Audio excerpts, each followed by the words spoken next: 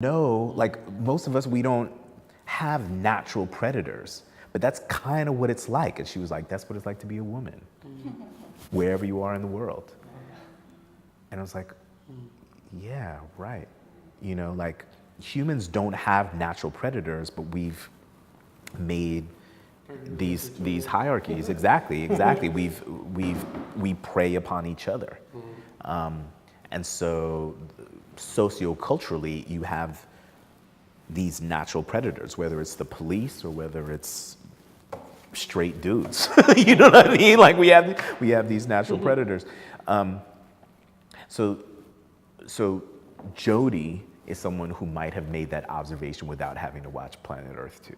You know what I mean? Like she's connected enough to an exploration of the ocean or an exploration of how animals work in the forest. You know what I mean? That she may have come to these conclusions. So I would say that the epiphany, she has these epiphanies, I think, and she has these sparks of inspiration, and they cause her to engage in a scientific inquiry. And while most of us don't use science in that way, she does. And that's a viable tool for animating the public imagination. And maybe that's like a sub or side or not like quite peripheral way of thinking about all of this is, if the rhetorical question is where is the public imagination, then maybe the more literal question is how do we animate the public imagination? Like, what are you doing? What are we doing to actually make the world that we want to live in? Bill T. Jones, you know, he says, like, what is your vision of radical democracy? And what are you willing to give up to get there? And that second question is so real, you know, because everything that we ask around here is, you know, pretty poetic and lofty and all those things, but the question of sacrifice is like, that's a real thing. I have lots of ideas about the world that I want. I'm not willing to give up my ride to get there, though. You know what I'm saying? I had chicken and waffles at lunch. You know what I'm saying? Like, I'm not trying to give up the chicken and waffles, you know, to get there. So, yeah. So do you feel like, for instance, Jodie and team would be able to, we could put them on camera and they'd be able to extrapolate on this? Or do you think we need to do the setup where we show them this, the John F. Kennedy? Do you feel like they're already there in terms of understanding this? No, I mean, I think that you know, if Lars Jan came up from LA, I think he'd go there. Yeah. I think, well, okay, let me first say, everyone is capable of it. Yeah. I would say that the people that I might have had the richest conversations with that would kind of like AB, this, you know, ABA, that I'd have that kind of thing with. I'd say Lars Jan and probably Sean San Jose. That's good. Sean San Jose's from Campo Santo. Yeah. Yeah. Do you want to talk about them next? Yeah, Campo Santo with Roger Guinevere Smith, Casa de Spirits, you know, based on a kind of exploration of kind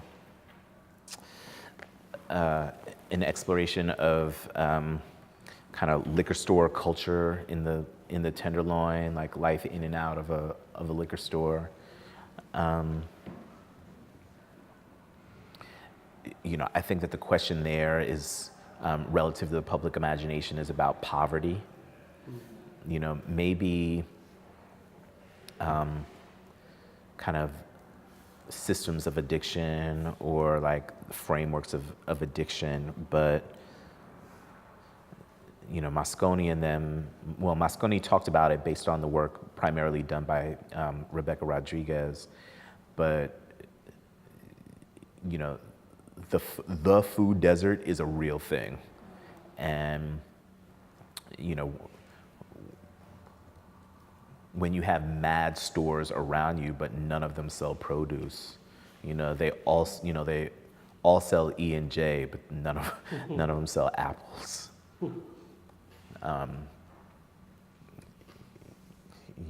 Like, how do we actually imagine the under-resourced in this country? Like, what do we actually imagine that they're entitled to? It's a really strange paradigm, right? Because I think most of us, if you're not born with money, I think most of us assume that eventually you will have it, right? Like, I was probably 30 before, I remember I was teaching at the University of Wisconsin, and this dude was like, so you're a teacher, you're never gonna make any money. And I was like, what do you mean? And he was like, well, it's kind of what you chose, so. And I never thought about it that way. Like, I was always like, well, I'm happy. So, like, I don't need like the MTV Cribs life. I'm happy and things are cool. But I just figured at some point, my rich uncle, who I don't have, but I just, just like, So on one side, it's like there's this kind of thing of like, well, isn't wealth inevitable? And on the other side, it's you don't deserve. If you didn't start on third base, you don't deserve to get there. And so this is going to be a world premiere, and there's still a lot dramaturgically that's left to be shaped. But I would say that when I think about the question of the public imagination, those are the dynamics. How do we imagine value in neighborhoods of crisis?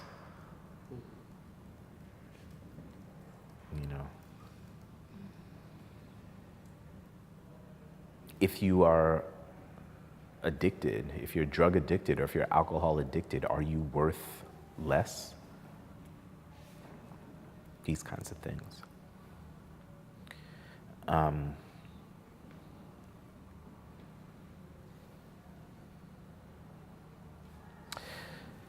Stacey Prince. This is like the dance version of Black Mirror. Yeah. It's, but like Black Mirror. So have you guys seen? You can tell I watch a lot of TV, right? When I should be like writing poems. I watch Netflix when I either watch The Warriors or the Netflix when I should be writing poems. But generally after Netflix, I write poems. But After watching Black Mirror. Not after watching Black Mirror, actually. After watching Black Mirror, I need a cry and a beer, exactly. But the thing that that show does, and I think that something we're all aware of is, how intimacy plays out in the 21st century. If, in addition to whatever neuroses we may or may not have, in addition to, the friends that we may or may not have, there's, it's never been easier to flake on people. It's never been easier to like not commit, and it's harder and harder to be intimate. Like you have, in the specific case of this piece, you have your connective box, your phone, being a barrier to intimacy. And as human touch becomes more and more of an kind of awkward practice,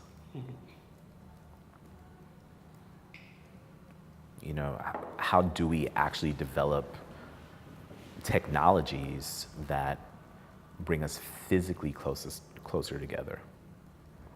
I think are some of the questions that she's exploring. And how does the diffusion of our intimacies, like how does that play out? What's the remedy for that? What's the resolution for that? Is this new work she's presenting? Yeah, she presented I want to say there was an iteration last May, but newer and improved. Yeah. I imagine she has a studio here, or Yeah, I think they've had a really good relationship with Z Space in terms of developing work, and I want to say they've presented their seasons or other things there. I'm just thinking maybe if we can find out when they're rehearsing ahead of time. She also teaches at Lines Ballet up on 7th and Market, and I think maybe I want to say she teaches at ACT as well. So those 3 places, and maybe the 4th place is Rocco Studios up in Marin. We should also see if they have any video from that photo shoot they did out by the cliffs. Mm-hmm. Beautiful with its own images. Yeah. What do you mean, video? Yeah, Mhm. must have, right? You don't do all that in